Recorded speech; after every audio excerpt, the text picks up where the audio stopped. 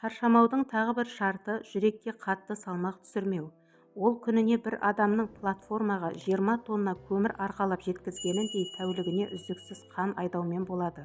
Оған қаншама энергия шығындалатыны айтпаса да түсінікті. Мұндай міндетті жүрек 50-60, керек десеңіз 90 жыл атқарады екен.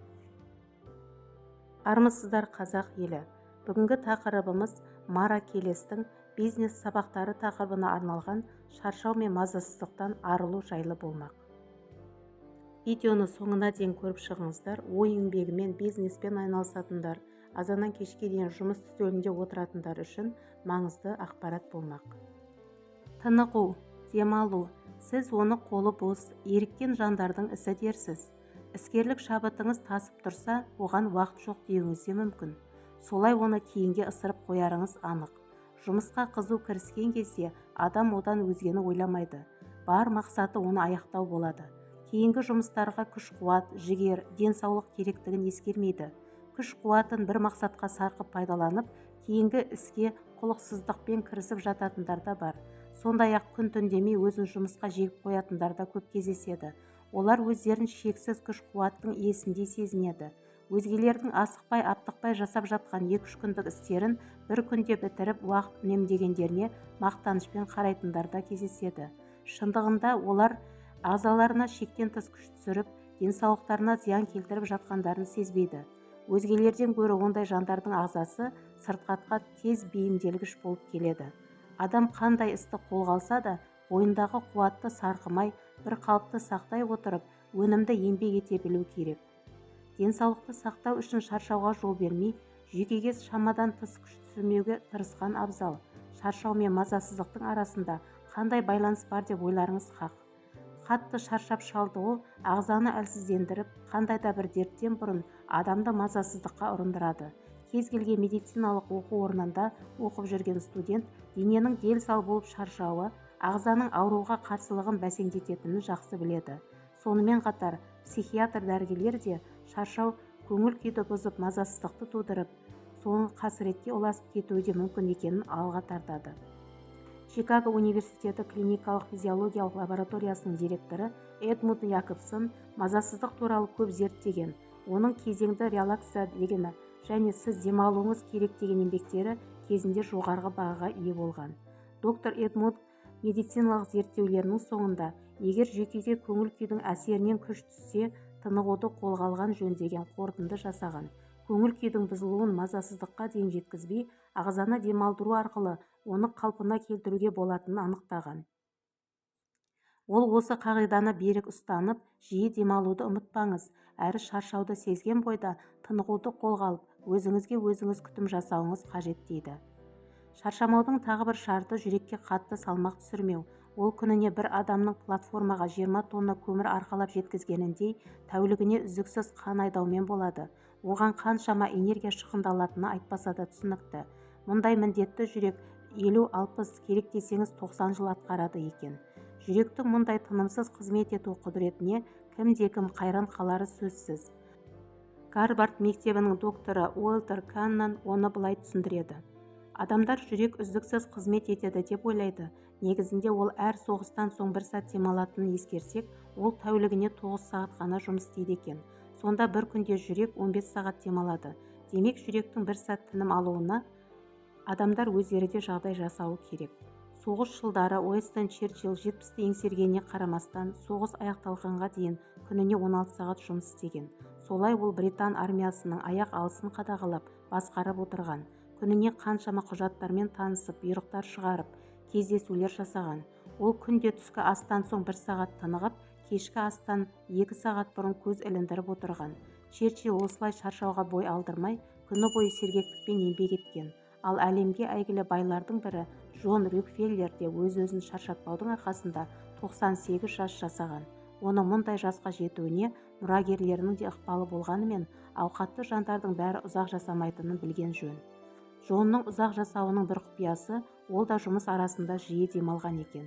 Ол, отыруға мүмкіндік болып тұрғанда ешқашан тұрмаймын, ал жатуға мүмкіндік барда ешқашан отырмаймын деген.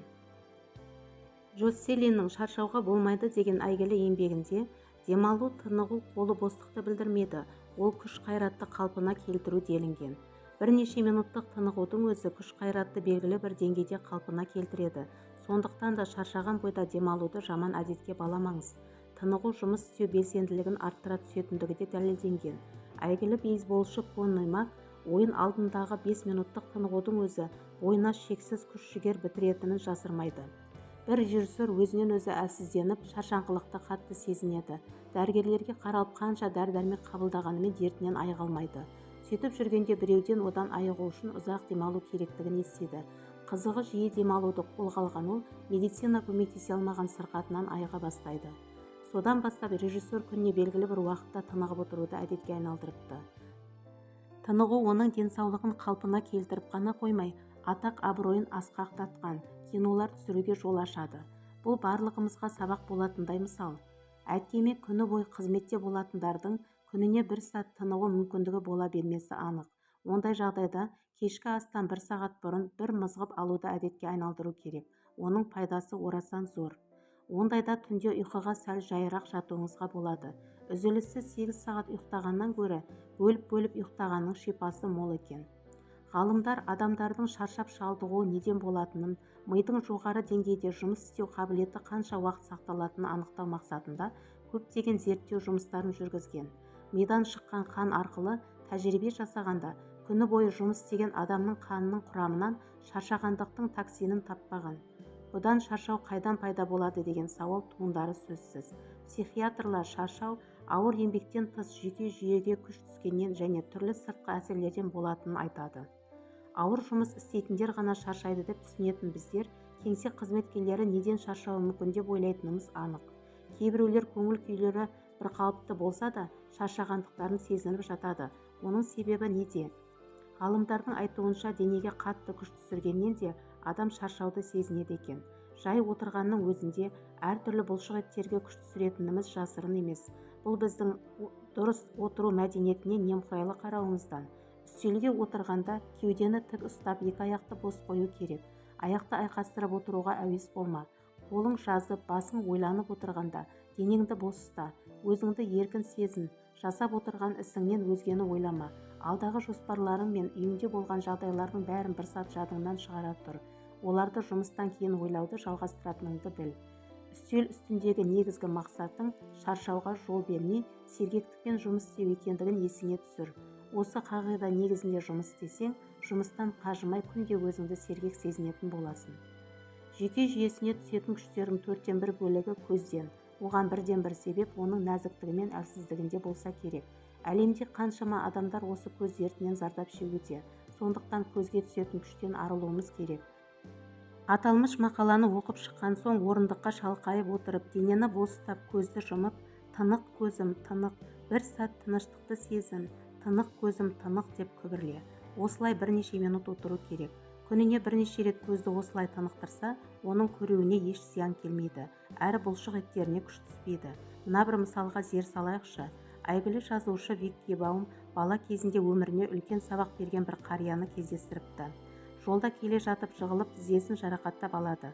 Сол кезде бір қария сүйеп тұрғызып, денеңе қатты күш түсіргеннен аяғыңды жарақаттап алдың. Мыжылған байпақты лақтырғанда ол жерге қалай құлайды, жығылғанда сен де сол секілді икемді құлауың керек еді.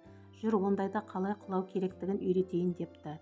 Қария ұзақ жыл циркте клоун болған екен. Содан соң оны циркке ертіп апарып, баспен қалай айналып түсуді, құлағанда жеңіл жығылуды үйретіпті.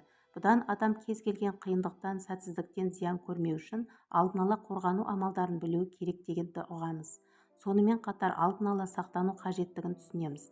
Аталмыш қағидаларды бойыңа сіңіре отырып, әдетке айналдырсаң, шаршау дегенді білмей, табысты еңбек етесің. Мазасыздық бойыңа жоламақ түгілі, алыстан үрке қашатын болады. Бұл да бір салауатты өмір сүрудің сыры. Табысты еңбек етудің құпиясы деп біліңіз. Әлемге әйгілі ойшылдар мен қолбасшылардың салауатты да салиқалы ғұмыр кешіп, мақсаттарының биігінен көрінуінің бір себебі осы қағидаларды берік ұстанғандықтарынан. Табысқа қол жеткізіп, арманыңды бағындырғың келсе, әрдайым көңіл күйіңді бір қалыпты ұстап, шаршауға жол бермей, мақсатты еңбектене біл. Қадірлі оқырмандар, каналыма тіркелмеген кісілер болса тіркеле кетіңіздер. Қазақ тілді каналымды қолдап, лайк басып төменге пікірлеріңізді қалдыра кетіңіздер. Бұл арқылы сіздер басқа да адамдардың көруіне себепші бола аласыздар. YouTube'тың заңдылығы осындай, біз тіпті кез келген музыканы да қоя алмаймыз. Сол себепті қолдау көрсетіп жіберіңіздер. Сіздермен бірге болған Сізге керек арнасы келесі видеода кездескенше аман саулықта болайық.